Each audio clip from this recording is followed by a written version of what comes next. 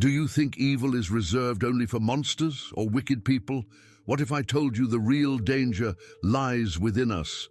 Get ready for a chilling dive as we explore how ordinary people, like you and me, can transform into something unimaginable under the right influence. Manipulative authorities, sweet words masking horrors, and the shocking truth about why resisting evil isn't an innate virtue, but a bold choice we make every single day.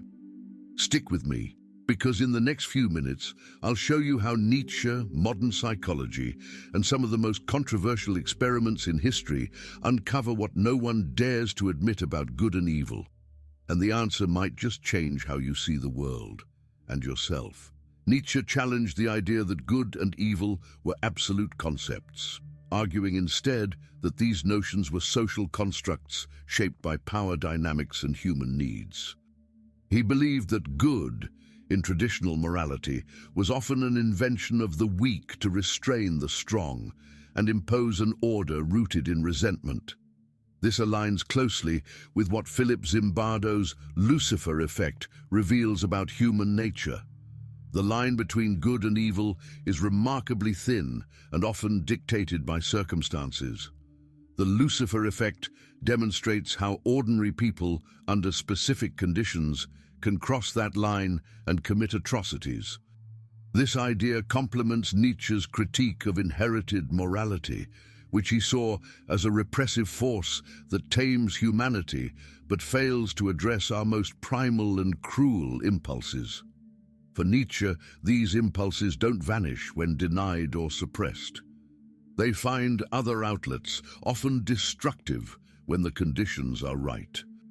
Zimbardo's Stanford prison experiment showed how seemingly good individuals could engage in evil behaviors when placed in positions of power within a system that justifies or facilitates such acts. Nietzsche might interpret this as a result of many people's inability to confront and integrate their own shadowy instincts. He believed that those who recognize and accept their full nature, both good and evil, are more resistant to external pressures that seek to dictate their behavior. The weakness Nietzsche critiqued wasn't merely physical or social, but stemmed from a lack of awareness and mastery over one's own nature. He detested blind submission to moral systems or structures that denied the individual's complexity. In his view, weak people clung to ideals of goodness to escape the responsibility of facing the truth about themselves and the world.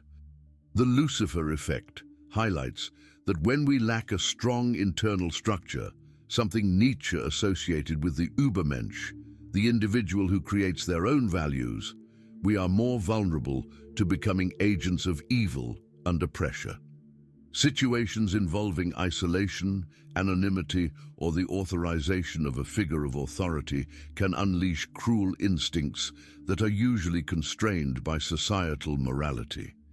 For Nietzsche, evil wasn't an external force invading the individual, but an internal force that could be tamed or unleashed depending on one's strength of character.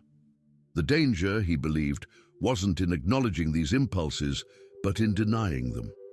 By rejecting our dual nature, we become easy prey to circumstances, allowing others to manipulate us into committing acts we'd never thought possible. Thus, the line between good and evil isn't a rigid boundary, but a fluid, ever-negotiated space within us. Nietzsche saw true strength in those who not only recognized this unstable terrain, but also deliberately chose to affirm life, fully aware of their destructive potential.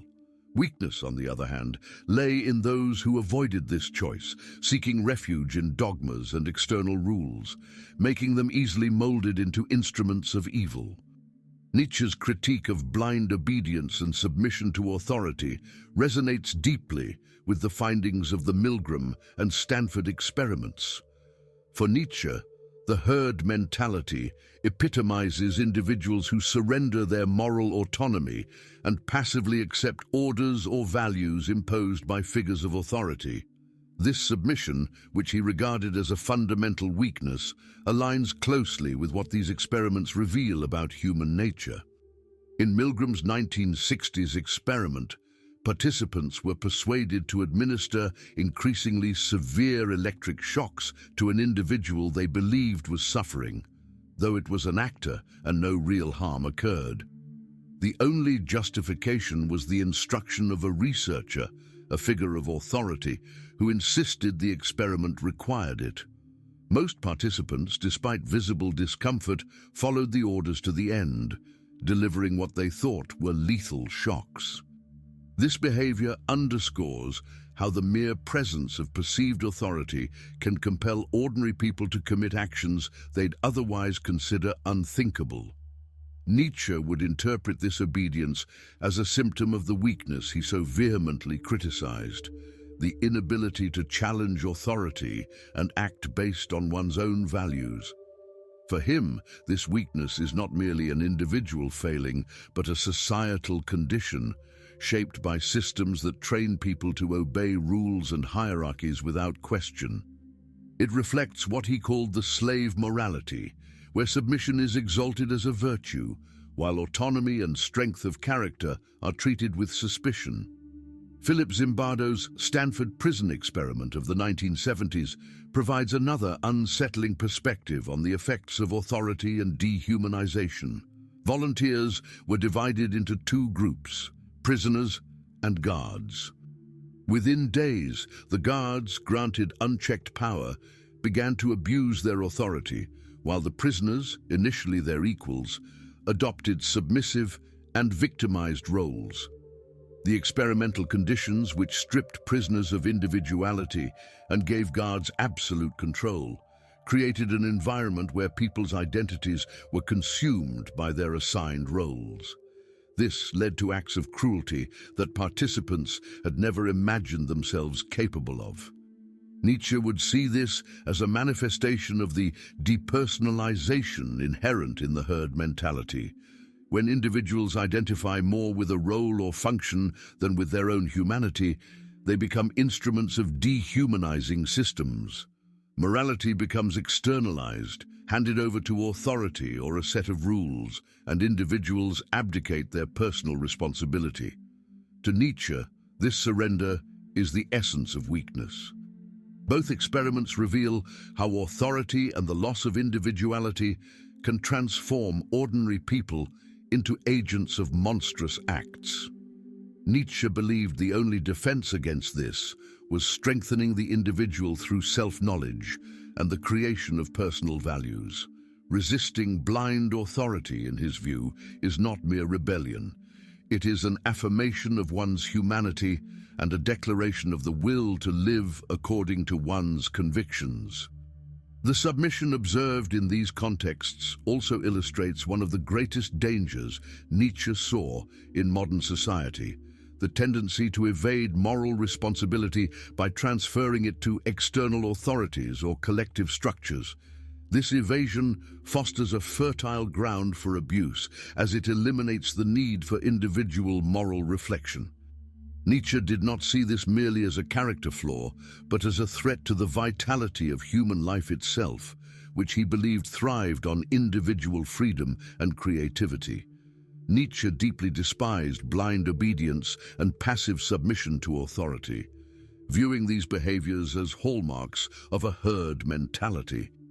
To him, this mentality represented an existential weakness, a state in which individuals surrendered their ability to think critically and make moral decisions independently. His critique becomes even more poignant when examined through the lens of the Milgram and Stanford experiments, which reveal how authority and dehumanization can lead ordinary people to commit unthinkable acts. Milgram's experiment demonstrated that seemingly ordinary individuals with no history of violent behavior were capable of inflicting extreme suffering on others simply because an authority figure instructed them to do so. Participants believed they were administering painful electric shocks to another person, yet their only justification for continuing was the calm, firm insistence of a researcher that the experiment required their cooperation. Even when visibly uncomfortable or hesitant, many followed orders to the end, delivering what they believed to be fatal shocks. Nietzsche would likely interpret these findings as validation of his critique of traditional morality, which conditions people to obey without question. He saw this tendency towards submission as a reflection of the slave morality, wherein individuals relinquish their autonomy in exchange for a false sense of security. For Nietzsche, true strength lies in challenging norms, questioning authority, and taking responsibility for one's choices, qualities that most participants in Milgram's experiment failed to display. The Stanford prison experiment, on the other hand, illustrated how dehumanization can magnify the potential for abuse of power. In this study, volunteers were randomly assigned roles as guards or prisoners in a simulated prison environment. Within days, the guards began treating the prisoners with extreme cruelty, while the prisoners, stripped of their individual identities, adopted submissive and humiliating behaviors. The hierarchical structure of the experiment, combined with the anonymity of assigned roles, created a setting where participants acted in ways they never thought possible. Nietzsche would see this scenario as a tragedy of a society that suppresses individuality in favor of predefined roles and power structures. When the guards became agents of abuse, they were not merely exercising authority, they were evading their moral responsibility by hiding behind their assigned roles.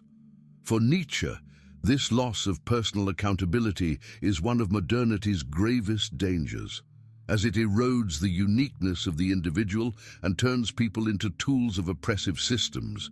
Both experiments reveal how authority and dehumanization work together to undermine moral autonomy. Nietzsche believed that true humanity lies in the ability to assert one's own will and resist external forces that seek to dictate behavior. Yet, as these studies demonstrate, most people choose the comfort of conformity over the challenge of freedom. Nietzsche's critique of obedience and dehumanization is not merely a rejection of institutional power. It is a call for moral self-sufficiency. He saw human strength in those who refuse the excuse of just following orders and confront the consequences of their actions with courage and authenticity. The Milgram and Stanford experiments expose the fragility of this strength in everyday contexts, revealing how easily we are tempted to sacrifice our principles under pressure. Nietzsche understood dehumanization as a process that enables people to commit acts of cruelty while maintaining a self-image of moral justification. He saw this as an extension of the herd mentality, where individuals relinquish their ability to see others as fully human, reducing them to objects or threats. This phenomenon is amplified by euphemistic language, which masks the severity of violent actions by cloaking them in neutral or even benevolent terms. For Nietzsche, this mechanism not only sustains systems of oppression, but also represents a denial of life itself and a betrayal of authenticity. Dehumanization simplifies the complexity of others, making them easier to exclude, punish, or destroy. Nietzsche believed this practice was intrinsically tied to inherited morality, especially Christian morality, which he criticized for dividing the world into simplistic categories of good and evil. This dichotomy allows groups who perceive themselves as good to justify the suffering inflicted on those labeled evil, stripping them of their humanity. In this sense, dehumanization is not just a moral failing, it is a form of weakness, a refuge for those unwilling to confront the complexity of others or themselves. Euphemistic language plays a crucial role in this process, allowing atrocities to be committed without perpetrators fully feeling the weight of their actions. Terms like ethnic cleansing, collateral damage, or final solution exemplify how extreme violence is veiled behind words that obscure its brutality. Nietzsche would have identified this as a manifestation of what he called passive nihilism, a refusal to confront the raw reality of life by stripping it of genuine meaning. For Nietzsche, Euphemisms are not merely linguistic tools, but societal mechanisms for avoiding accountability for our actions. By refusing to face the suffering we cause, we lose our capacity to live authentically and to take responsibility for our choices. This disconnection is symptomatic of a world that prefers the comfort of illusions to the harshness of truth. A world Nietzsche saw as weakened and decadent. Historically, dehumanization and euphemistic language have been central to genocides, wars, and oppressive systems. When the Nazis referred to the extermination of Jews as the final solution, or when colonial regimes described their violent acts as civilizing missions, they created narratives that allowed perpetrators to avoid confronting the true nature of their actions. Nietzsche would have seen this not just as an ethical failure, but as a surrender of humanity's power to face life in all its complexity, including its darkest truths. Nietzsche's critique of dehumanization is not simply a call for compassion, but a demand for courage. He believed true human strength lies in recognizing others in their entirety, without resorting to simplifications or evasions.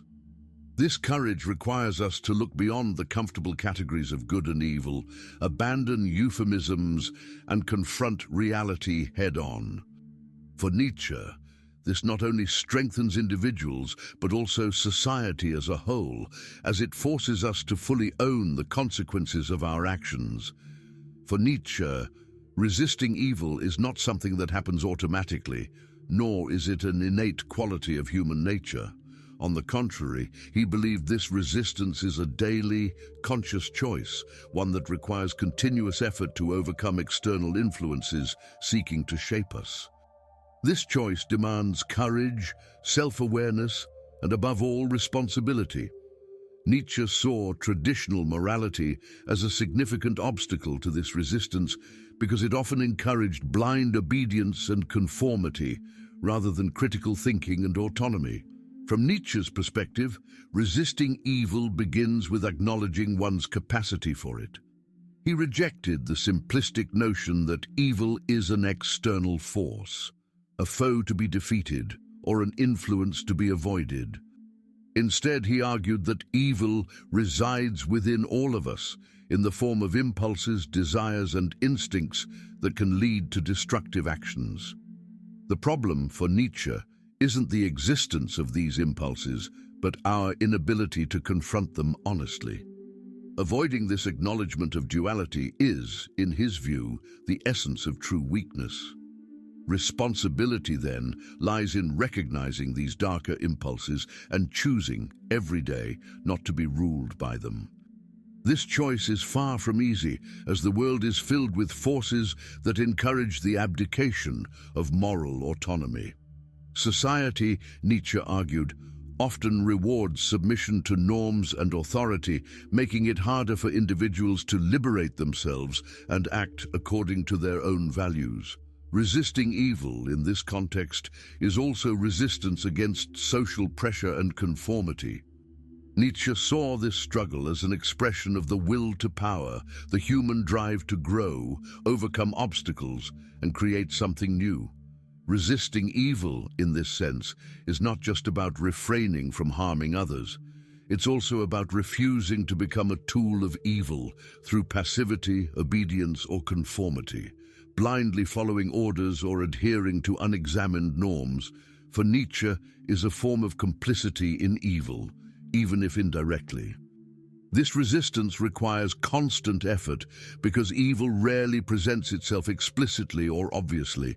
It often disguises itself as convenience, duty, or even kindness. For this reason, Nietzsche believed that questioning everything, from authorities to one's own values, is essential to maintaining freedom and moral responsibility. This critical stance is uncomfortable, but it is what allows individuals to resist forces that push them toward mediocrity or destructive behavior. To Nietzsche, this daily choice to resist evil defines the truly strong individual. Strength is not found in repressing impulses or conforming to traditional morality, but in facing one's nature with courage and refusing to be manipulated by external forces.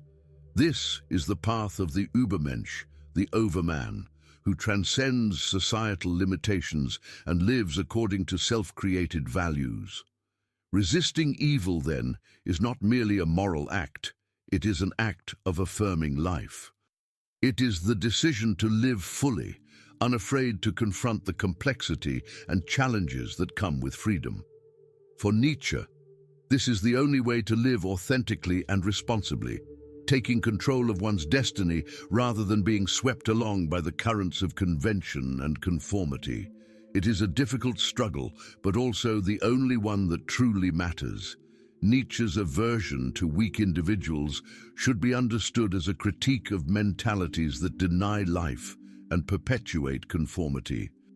He rejected what he called slave morality, a system of values that glorifies submission, obedience, and mediocrity. For Nietzsche, weakness is not an unavoidable condition, but a choice, just like strength and heroism.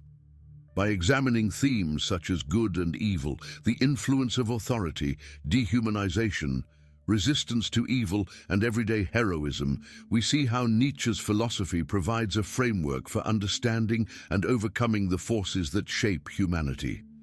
His message, often misunderstood, is a call to courage, authenticity, and the creation of a life worth living. This vision remains as relevant today as it was in his time, challenging us to look beyond our limitations and embrace our potential for greatness. If this content resonated with you, subscribe to the channel and hit the notification bell for more thought-provoking reflections like this one. Drop a like and share in the comments what impacted you the most. Now pick one of the videos on the end screen and continue this journey. See you there.